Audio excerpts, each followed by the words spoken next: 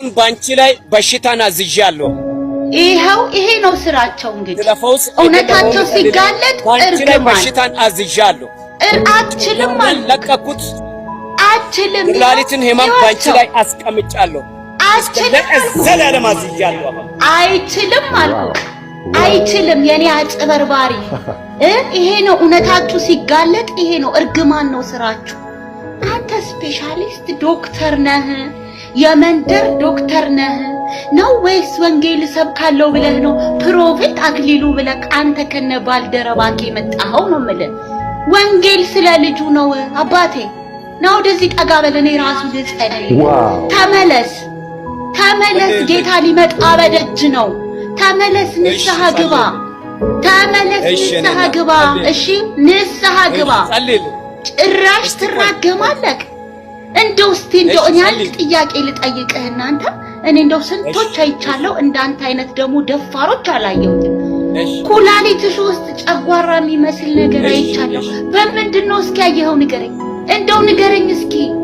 ይሄ ቀላል የሆነ ግብግብ እንዳይመስላችሁ። ይሄ በሁለት የተለያዩ መንግስታቶች ውስጥ በሚኖሩ ሰዎች መካከል የተደረገ፣ በጨለማው ዓለም ውስጥና በብርሃን ዓለም ውስጥ በሚኖሩ ሰዎች መካከል የተደረገ የበግ ለምድ ከለበሰ በውስጡ ግን ነጣቂ ተኩላ ከሆነ አውሬና በክርስቶስ በግ መካከል የተደረገ ሊበላ ባለ ተኩላና ልትበላ ባለች በግ መካከል ያለ ግብግብ ነው። እንደምታዩት አትችልም ትለዋለች። አትችልም፣ በቃ እሱ ሊበላ ሊነጥቅ ነው፣ እሷ ግን አትችልም ትለዋለች። ዋው! በዲያብሎስ ልጆችና በእግዚአብሔር ልጆች መካከል የተደረገ ግብግብ። እህታችን ሳሬም ትባላለች የቲክቶክ ስሟ እና በተለይ ለብዙዎች እንደው ሳያውቁ ወደ ተኩላዎች መንደር እየጎረፉ ለሚበሉ ሴቶች አይነተኛ ምሳሌ የሆነች ጀግና የሆነች ሴት ናት። ምን አለችው? አባቴ ወንጌል ስለ ልጁ ነው አለችው። ዋው! ወንጌል ስለ ልጁ ነው። የት ነው ያነበባችሁት? አሁን ባንቺ ላይ በሽታን አዝዣለሁ የሚል ነብይ የት ነው የተጻፈው? እንደዚህ የት? ይሄ የክርስቶስ ልብስ ነው እንዴ? አይደለም። ሐዋርያቱ እንኳን ኢየሱስ ክርስቶስን ኤልያስ እሳትን እንዳዘዘ እሳት ትውረድባቸው ብለን እንዘዝ አሉት። ኢየሱስ ዞር አለና ምን አይነት መንፈስ ሆነላችሁ ነው ያላቸው።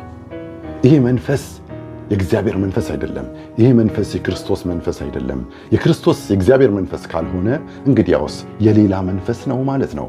ያው ግልጽ ነው፣ የጨለማው ዓለም መንፈስ ነው ማለት ነው። በተለይ በጣም የማዝነው በጣም ብዙ እህቶቻችን ናቸው በዚህ ነገር የሚሸወዱት ማለት ነው። አብዛኛውን እየተጋዙ ወደ እነዚህ አውሬዎች ወደ እነዚህ ተኩላዎች እየተመሙ የሚሄዱት እህቶቻችን ናቸው። እና እቺ ሴት ለብዙ እህቶቻችን በእውነት ምሳሌ የሆነች ጀግና ሴት ናት። በቅዱስ ቃሉ ላይ የቆመች፣ በሐዋርያቱ አስተምሮ ላይ የቆመች፣ ወንጌል ስለ ልጁ ነው፣ ተመለስ ትለዋለች፣ ንስሐ ግባ ትለዋለች። እንደዚህ ልትሏቸው ይገባል። እነዚህ ሰዎች ጨርሰውኑ የዳኑ ሰዎች አይደሉም። መጽሐፍ ቅዱስ በግልጽ ስለ እነዚህ ሰዎች የሚናገረው በማቴዎስ ምዕራፍ 7 ላይ መጽሐፍ ቅዱስ በማቴዎስ ምዕራፍ 7 ላይ በግልጽ ስለ እነዚህ ሰዎች የሚናገረው እነዚህ ሰዎች የበግ ለምድ የለበሱ በውስጣቸው ግን ነጣቂ የሆኑ በጎች አይደሉም፣ ተኩላዎች ናቸው። ዩሲ በግና ተኩላ ለየቅል ናቸው። መጽሐፍ ቅዱስ አማኞችን የሚያውቃቸው በጎቼ በሚል ነው። በጎቼ ድምፄን ይሰማሉ የሚል ነው እና ተኩላዎች ግን የእግዚአብሔር ልጆች አይደሉም። ኦኬ፣ ተኩላዎች የሚመደቡት የዲያብሎስ ልጆች ናቸው። ስለዚህ በግልጽ ነው የሚያስቀምጠው ማለት ነው። ከሌላ ዓለም የሆኑ ዳግመኛ ያልተወለዱ ፖሰስድ የሆኑ ፍጹም የዲያብሎስ ልጆች ናቸው። መጽሐፍ ቅዱስ ሲናገር እነዚህ ሰዎች ከሚመጡባችሁ ነው የሚለው። የሚመጡባችሁ ካለ ደግሞ ያልነበሩ ናቸው ማለት ነው። ስለዚህ እነዚህ ሰዎች በቸርች ውስጥ የሚመጡ ናቸው። ምን ለብሰው? የበግ ለምድ ለብሰው። የበጉ ለምድ ምንድን ነው? ኢየሱስ ጌታ ነው ማለት የሆነ ልሳን የሚመስል ነገር መናገር ሊሆን ይችላል። ኦኬ፣ እንደዚህ ሰውዬ በቃ እንደዚህ እጁን ዘርግቶ በሽታ አዝዤብሻለሁ ምናምን ይላል። የሆነ በቃ ትንቢታዊ ነገር ማምጣት፣ የሆነ መንፈሳዊ ቃላቶችን ማወቅ፣ እሱ ነው እኮ ታዲያ ለምዱ። ለምድ ማለት እኮ እሱ ነው። ለምድ ማለት ማስመሰል ማለት ነው። ኦኬ ለምዱ እሱ ነው እና ምን ያደርጉ ናቸው የሚመጡ ናቸው ማለት ነው ያልነበሩ ናቸው ማለት ነው ያልነበሩ ናቸው ማለት ደግሞ በቃ ያልነበሩ ናቸው ጨርሰውኑ ቦርናጊን ክርስቲያን አይደሉም በእግዚአብሔር መንግስት ውስጥ የሚታወቁ ሰዎች አይደሉም በቃ ከሌላ ከጨለማው ዓለም ውስጥ ወደ ክርስቶስ ቤተክርስቲያን የሚላኩ ተኩላዎች ናቸው ከእንደነዚህ አይነት ሰይጣን የበግ ለምድ አልብሶ ወደ ቤተክርስቲያን ከሚልካቸው የተላኩ ብቻ ሳይሆን ደግሞ ራሳቸውን ችለው ትልቅዬ አዳራሽ ከፍተው ይህንን የእግዚአብሔርን ሕዝብ ከሚበሉ ከሚነጥቁ አውሬዎች የምትጠበቁበት ብቸኛው መንገድ በቃሉ ላይ መቆም ብቻ ነው እናንተም እውነትን ታውቃላችሁ እውነትም አርነት ያወጣችኋል እኔ ግርም የሚለኝ ይሄ ኢትዮጵያ ውስጥ ያሉ ራሳቸው ነቢያት ነን ሐዋርያት ነን የሚሉ ሰልፍ አኖይንትድ ራሳቸውን የቀቡ ሰዎች አስተውላችሁ ከሆነ ትምህርት አላቸው እንዴ ትምህርት እኮ የላቸው መጽሐፍ ቅዱስን እኮ ያስተምሩ ኦኬ መጽሐፍ ቅዱስን ራሱ እንኳን ሊያስተምሩት አይደለም ገና ከመኪና ራሱ ሲወርዱ የሚይዝላቸው ራሱ እኮ ሌላ ሰውዬ ነው መጽሐፉ የሚይዝላቸው እነሱ ሞባይል ነው የሚይዙት ኦኬ አይፎን 16 እንደዚህ ሲይዙ አያፍሩም ይህንን ከመያዝ ይልቅ ሞባይላቸውን እነሱ ይዛሉ መጽሐፉን የሚይዝላቸው ግን ሌላ ሰው ነው that means ይሄ ለነሱ ከአይፎን 16 ያነሰ ነው ማለት ነው ታዲያ ይህንን ቃል ለምንድን ነው የሚፈልጉት ከተባለ ለትንቢቱ ሊያመቻችህ ቃሉን ይጠቅስልሃል ትምህርት አያስተምርህም ለምሳሌ በውሃ ላይ ሄደ የሚለውን የሚፈልገው ዛሬም በእናንተ ህይወት ላይ እግዚአብሔር ይመጣላችኋል ባስጨነቃችሁ ነገር ላይ በማዕበላችሁ ላይ እግዚአብሔር ይራመድበታል ማለት ነው መጽሐፍ ቅዱሱን ከፍቶ የሚፈልገው ለትንቢቱ ሊያመቻችህ ነው ለምሳሌ ገልጠውና ኢየሱስ ክርስቶስ 2 ዓሣና 5 እንጀራ አበዛ ይላል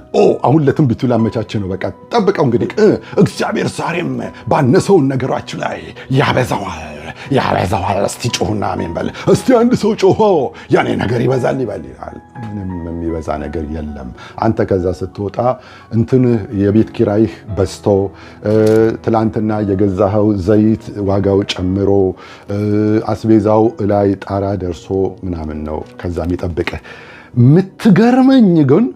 ምትገርመኝ ግን ኔክስትም ትሄዳለህ ይበዛል ብሎሃል ጨምሮ ነው የጠበቀህ ኑሮ ላይ ተሰቅሎ ነው የጠበቀህ ደሞዝህ አንሶ ነው የጠበቀህ ደሞዝህ የመግዛት አቅሙ አንሶ ነው የጠበቀህ ግን 5 ዓመት ይህንኑ ነገር ከዚህ ራሱን ከቀባ ነብይ ጋር አብረህ አለህ ይህንኑ ውሸቱን እየሰማህ ትኖሪያለሽ ዋው ይህንን ይዞ መውጣት አይደለም አስተምረው ልብ ካለህ አስተምር ማን ያስተማራችሁ ይህ ቻናሎቻችን ዶክትሪን እኮ ነው የምናስተምረው ከዚህ እስከዚህ እኮ እያረስነው ነው ያለው እግዚአብሔር በውስጣችን ባስቀመጠው ጸጋ መጽሐፍ ቅዱስን እያስተማርን ነው ያለ ነው ትምህርት አላቸው እንዴ የላቸውም ማነው ስለ ራእይ እያስተማረ ያለው እስቲ ስኬልን ያስተምር እስቲ ኢንድ ታይም ላይንን ያስተምር እስቲ ማቴዎስን ከፍቶ ያስተምር እስቲ በጣም ብዙ አወዛጋቢ የሆኑ በጣም ብዙ ክርክር የሚነሳባቸውን ያለ አውዳቸው የሚጠቀሱ የመጽሐፍ ቅዱስ ክፍሎችን ከየወጡበትና ከየተሰደዱበት እየሰበሰብን እያስተማርን ያለ ነው እስቲ እንደዚህ አይነት ትምህርት አላቸው እንዴ እነዚህ ሰዎች የላቸው ትምህርት የሌላቸው ሐዋርያ ትምህርት የሌላቸው ነቢያቶች ወንድሜ እግዚአብሔር ከቃሉ ውጪ ምንም አይናገርም እነሱም ቃሉን አያውቁ የሚሰበሰበው ህዝብም ቃሉን አያውቅም በቃ ድራማውን አይቶ ምኑን አይቶ ወደ ቤቱ ይሄዳል አሜን ብሎ ዘሎ ላበላብ ሆኖ ይሄዳል እነዚህን ሰዎች ማንና ምን እንደሆኑ ለማወቅ ወደ ቅዱስ ቃሉ መመለስ ብቻ ነው ወደ ዶክትሪኖቻችን ተመለሱ ወደ ሐዋርያቱ አስተምሮ ተመለሱ ወደ ቅዱስ ቃሉ ተመለሱ እነዚህን ሰዎች ማታዩአቸው ይሄ ስለሌለ ነው ይሄ የቃል ፍቺ ያበራል ሕፃናትንም አስተዋዮች ያደርጋል ይላል ይሄ ብርሃን ነው ካላወቃችሁት ግን ሲምፕል መጽሐፍ ነው የሚሆንባችሁ ስለዚህ እነዚህን ሐሰተኛ ነቢያቶችና ሐዋርያቶችን ማን እንደሆኑ የማትለዩት የለም ብርሃን የለም። በጨለማ ውስጥ ድቅድቅ ባለ በጨለማ ውስጥ ምንም ነገር የሚታይ ነገር የለም እጃችሁ ላይ ባትሪ ካሌለ በስተቀር። የቃል ፍቺ ያበራል ይላል መጽሐፍ ቅዱስ ብርሃን ነው። ስለዚህ ቃሉ ካሌለ እንዴት የጨለማውን ዓለም መለየት ትችላለህ? እንዴት በጨለማው ላይ አብርተህ ምን እንዳለ እንኳን ማየት ትችላለህ? ለዚህ ነው ሰዎች የቃሉ ብርሃን የላቸውም፣ የቃሉ ዕውቀት የላቸውም። ማንም ይዟቸው ይሄዳል ማለት ነው። በጣም ያሳዝናል። ስለዚህ ዛሬ ወደ ቅዱስ ቃሉ ተመለሱ። የእግዚአብሔርን ቃል የምናስተምርበት ቻናል ይሄውላችሁ። የእግዚአብሔር ቃል የምትማሩባቸው ቻናሎች እነኝውላችሁ። እነዚህ ጋራና እነዚህን የመሳሰሉ ወንድሞች የሚያስተምሩትን ትምህርቶች ሄዳችሁ ተማሩ። ከዛ ብርሃንን ታገኛላችሁ። ከዛስ ጻፉ እንደሚናገር እናንተም እውነትን ታውቃላችሁ፣ እውነትም አርነት ያወጣችኋል።